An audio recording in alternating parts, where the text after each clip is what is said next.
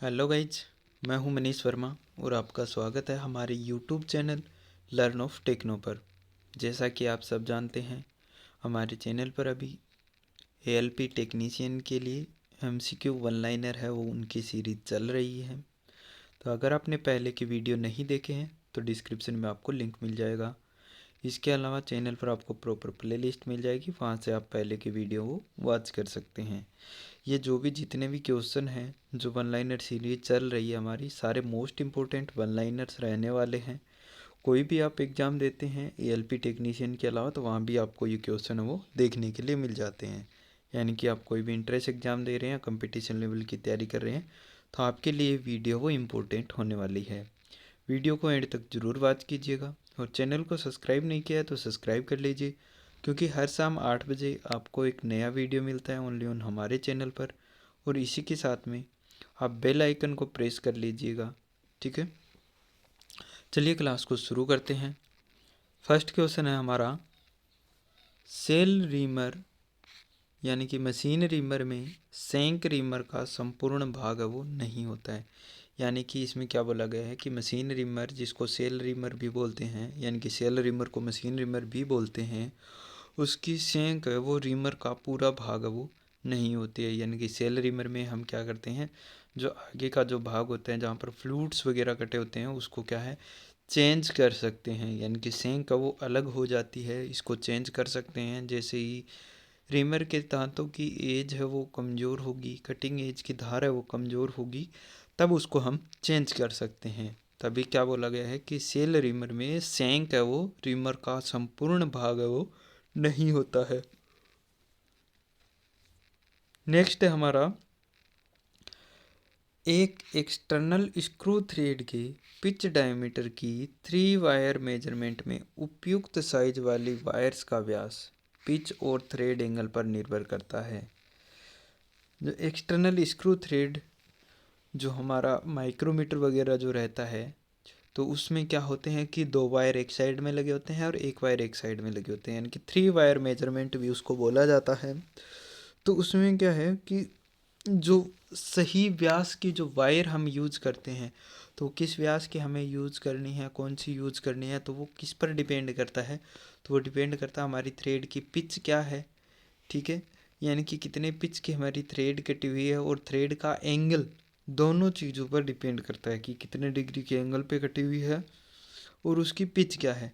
दोनों चीज़ों के ऊपर हमारा 3 वायर जो माइक्रोमीटर है वो काम करता है, ठीक है, जो पिच चेक करने के काम में आता है। पिच डायमीटर भी उसको बोल सकते हैं, 3 वायर मेजरमेंट इंस्ट्रूमेंट रहता है वो, ठीक है। नेक्स्ट हमारा, एक जॉब पर टेपर बनाने के लिए प्रयुक्त फार्म टूल पर रेक एंगल नहीं दिया जाता है। रेक एंगल नहीं दिया जाता है कौन सा, टेपर बनाने के लिए फोम टूल जो होता है। फोम टूल का मतलब क्या होगा कि वो अपनी शेप है वो आगे वाले पे छोड़ देगा, अपनी शेप है वो आगे वाले पे छोड़ देगा, तो उस पर रेक एंगल नहीं दिया जाता है, क्योंकि रीशार्पनिंग करने पर कोण प्रभावित है वो नहीं होता है। यानी कि दोबारा से जब हम उसको ग्राइंड करते हैं, शार्प करते हैं, जब वो घिस जाता है, तो जब उसके एज की धार है वो कमज़ोर हो जाती है, तो उस पर दोबारा धार लगाने के लिए जब हम उसको शार्प करते हैं, तब वहाँ पर क्या है, उसके रेक एंगल में कोई भी प्रभाव है वो नहीं पड़ता है। तो इसलिए वहाँ पर क्या है कि उस फोम टूल के ऊपर रेक एंगल की आवश्यकता वो हमें नहीं पड़ती है। नेक्स्ट है, किसी निश्चित पिच की थ्रेड काटने के लिए सिंपल गियर ट्रेन के सेट से यदि आवश्यक गियर उपलब्ध न हो तो गणना किए गए मान से 3 दांतें अधिक वाली ड्रिवन गियर को माउंट किया जाता है, तब उसका पिच वो पूर्ण थ्रेड लंबाई के लिए आवश्यकता से कम बनेगा।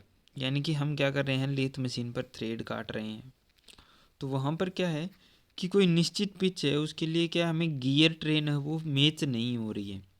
यानी कि क्या है, गियर ट्रेन है वो पिच के अकॉर्डिंग मैच नहीं हो रही है। तो ऐसे में हमें क्या करना है कि अगर किसी गियर में 3 दांतें अधिक है तो उसको वहाँ पर सेट कर देना है।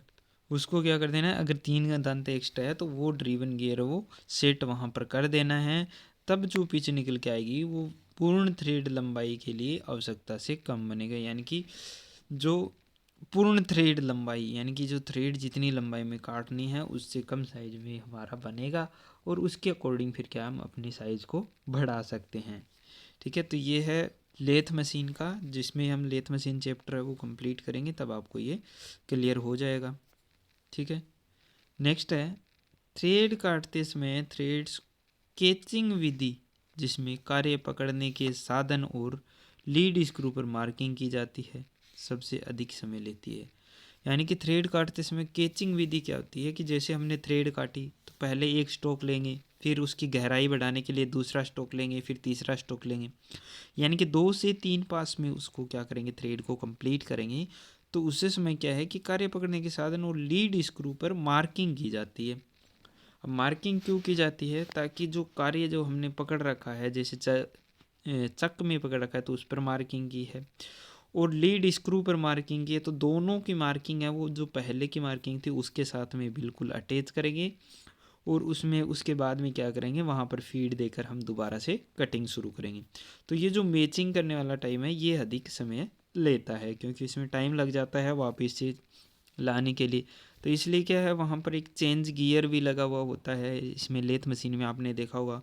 तो चेंज गियर किस काम में आता है, तो चूड़ियाँ काटने के लिए काम में आता है। एग्जाम में पूछ लिया जाता है कि चेंज गियर कहाँ पर यूज किया जाता है लेथ मशीन में, तो थ्रेड काटते समय थ्रेड को सेट करने के लिए चेंज गियर का यूज है वो किया जाता है। आगे इसमें क्या दिया हुआ है, नेक्स्ट है इसमें ब्लू मार्किंग वाले कार्बाइड टिप टूल का प्रयोग स्टील की टर्निंग करने के लिए किया जाता है। यानी कि ब्लू मार्किंग वाले कार्बाइड टिप टूल जो होते हैं तो उसका यूज हम स्टील की टर्निंग वगैरह करने के लिए करते हैं। कार्बाइड टिप टूल का यूज हम कहाँ पर करते हैं, हार्ड मटेरियल वगैरह की टर्निंग करने के लिए यूज में करते हैं।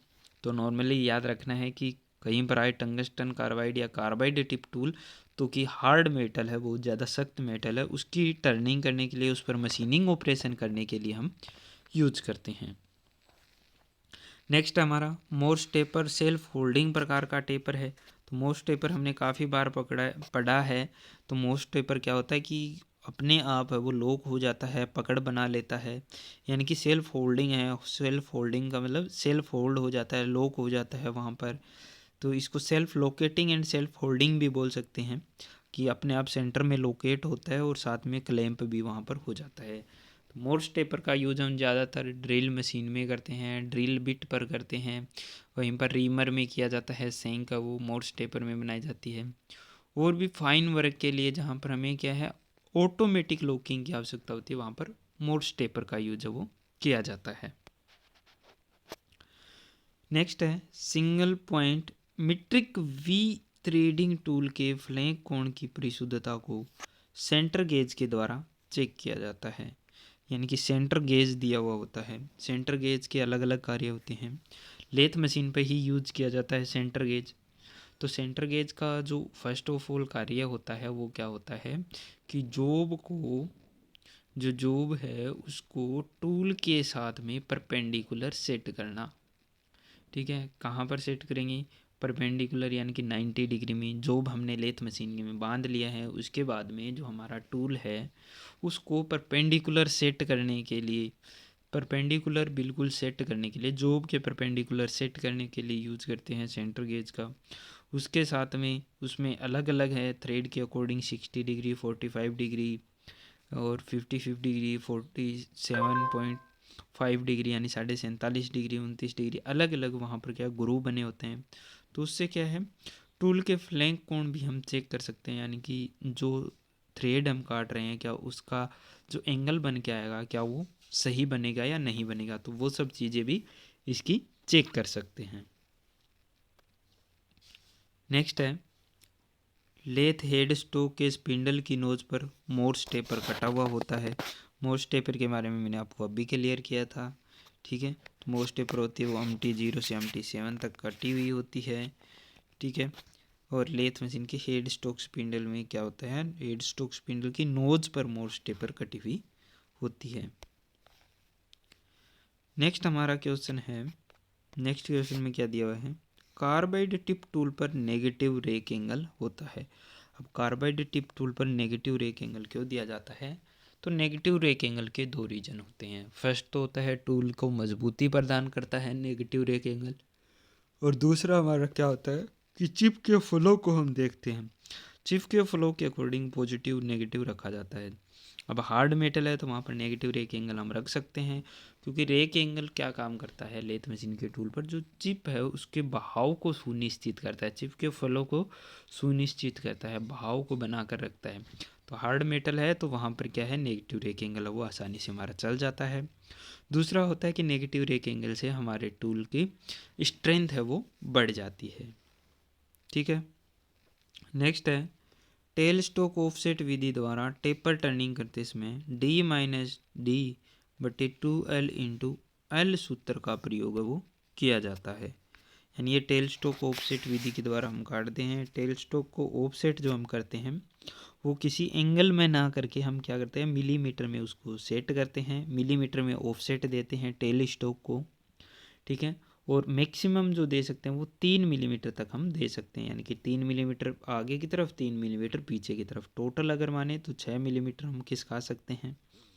ठीक है, टेल स्टोक को, और मिलीमीटर में इसकी ऑफसेट है वो निकल कर आती है।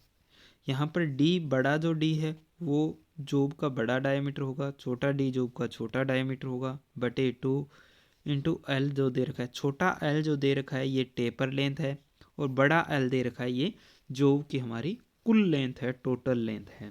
ठीक है, बड़ा डी बड़ा डायमीटर, छोटा डी छोटा डायमीटर, छोटा एल टेपर लेंथ, और बड़ा एल जोब की हमारी टोटल लेंथ इसमें दी हुई होती है।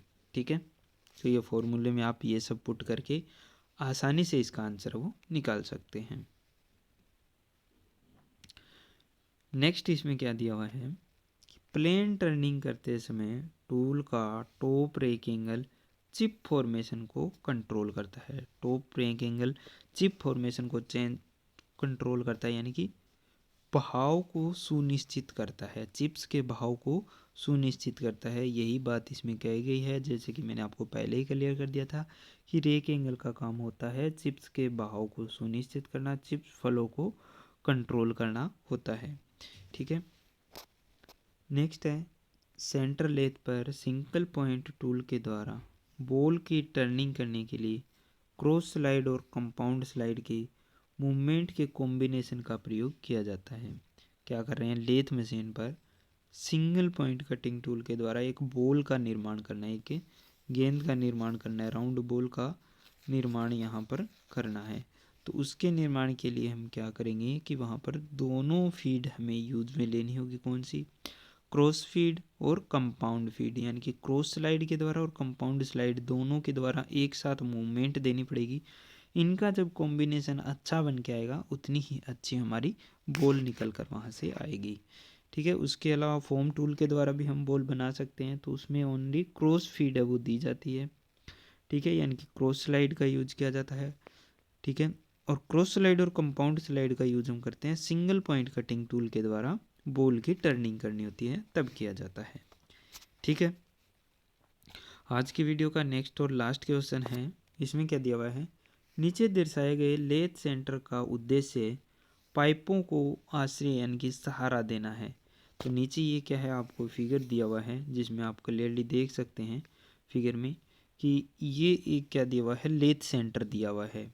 ठीक है, क्या दिया हुआ है, एक लेथ सेंटर दिया हुआ है। मोस्ट इंपॉर्टेंट क्वेश्चन है डियर फ्रेंड, एग्जाम में आपको फिगर देके इसके नाम के बारे में पूछ सकता है, इसके यूज के बारे में पूछ सकता है। तो इसका यूज कहाँ पर होता है, पाइपों को सहारा देने के लिए। पाइप क्या होती है, अंदर से खोखली होती है।